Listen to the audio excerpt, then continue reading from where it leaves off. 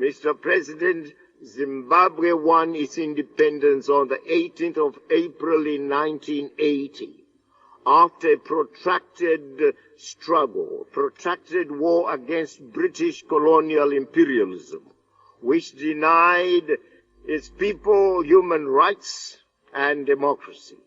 The West still negates our sovereignties by way of control of our resources, in the process making us mere chattels in our own lands, mere minders of its transnational interests. Mr. Bush, Mr. Blair, and now Mr. Brown's sense of human rights precludes our people's right to their God-given resources, which in their view must be controlled by their kith and kin. I am termed dictator, and yesterday you heard Mr. Bush here calling my government the Mugabe regime, because I have rejected this supremacist view and frustrated the neo-colonialists in their endeavors to keep us as slaves in our own country. Mr. President, clearly the history of the struggle for our own national and people's rights is unknown to the President of the United States of America. He thinks the Declaration of Human Rights starts with his last term in office. He thinks he can introduce to us, who bore the brunt of the struggle for the freedoms of our peoples, the virtues of the Universal Declaration of Human Rights. What rank hypocrisy!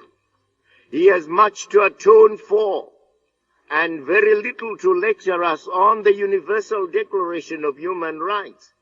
His hands drip with innocent blood of many nationalities, and today with the blood of the Iraqis. But he still kills. He kills in Iraq, he kills in Afghanistan, and this is supposed to be our master on human rights. He imprisons and tortures at Guantanamo. He imprisoned and tortures at Abu Ghraib. Take Guantanamo, for example. At that concentration camp, international law does not apply.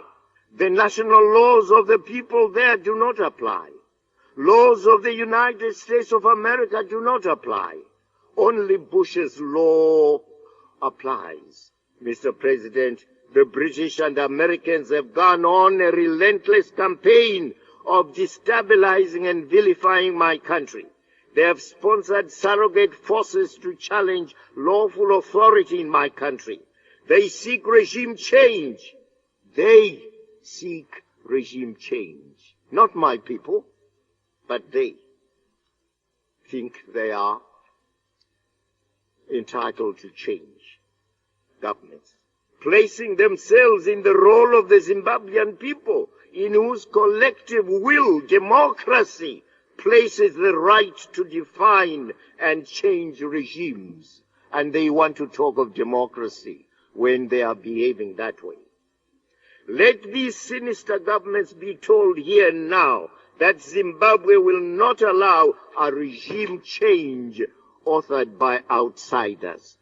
Mr. Bush and Mr. Brown have no role to play in our own national affairs. They are outsiders and mischievous outsiders, and should therefore keep out.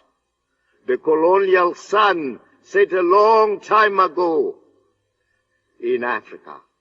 We do not deserve sanctions. We are Zimbabweans, and we know how to deal with our own problems. We have done so in the past, well before Bush and Brown were known politically. We have our own regional and continental organizations and communities. In that vein, I wish to express my country's gratitude to President Thabo Mbeki of South Africa, who on behalf of SADC, the Southern African Development Community, successfully facilitated the dialogue between the ruling party, my ruling party, and the opposition parties, which yielded the agreement that has now resulted in the constitutional provisions being finally adopted. The amendments to the Constitution, which both parties agreed to, and which paved the way to the elections for which our various parties are now campaigning. Consequently, we will be holding multiple democratic elections in March 2008.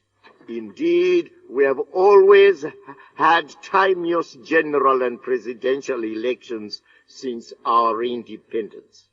Mr. President, we want to be left alone. And we want to be left alone. And we want to be left alone. And we want to be left alone. And we want to be left alone.